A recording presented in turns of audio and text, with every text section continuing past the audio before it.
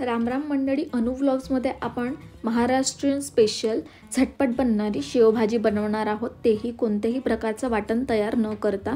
तर आपण हे घरी बनवलेले शेव घेतले आहे। जर तुम्हाला शेवची रेसिपी पाहिजे असेल तर कमेंट करून सांगा।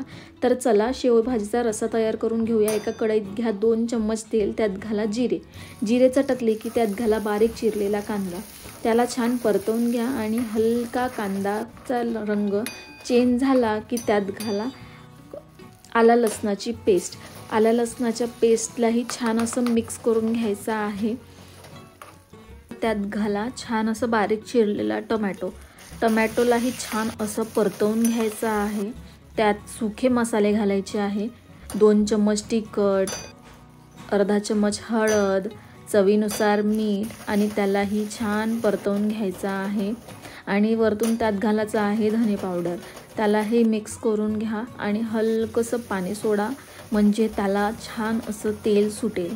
बघा काय मस्त असा तेल सुटलेला आहे आणि भाजीचा कलरही खूप छान आलेला आहे।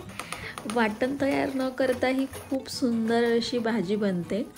आता त्यात छान असं गरम पाणी सोडून द्या आणि त्यालाही छान असं मिक्स करा। तुम्ही तुमच्याप्रमाणे पाणी घाला की तुम्हाला कितीही रस्सा पाहिजे आहे। मी थोडंसं पातळ रस्साच करते। छान अशी तर्री आलेली आहे, काय उकळत आहे आणि मस्त असा रस्सा तयार झालेला आहे। आता छान अशी त्यावर शेव टाकून घेऊया। तुम्हाला जर तेव्हाच्या तेव्हाच खायचं असेल तरच तुम्ही शेव टाका, नाहीतर जेव्हा तुम्ही जेवणार त्याच्या आधी 5 मिनिटा पहिले तुम्ही शेव टाकू शकता।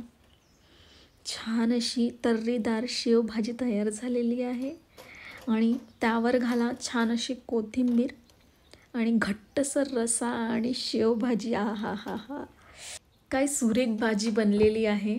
तुम्हाला जर रेसिपी आवडली असेल तर नक्की कमेंट करून सांगा। लाईक, सबस्क्राईब, शेअर करायला विसरू नका। थँक्यू।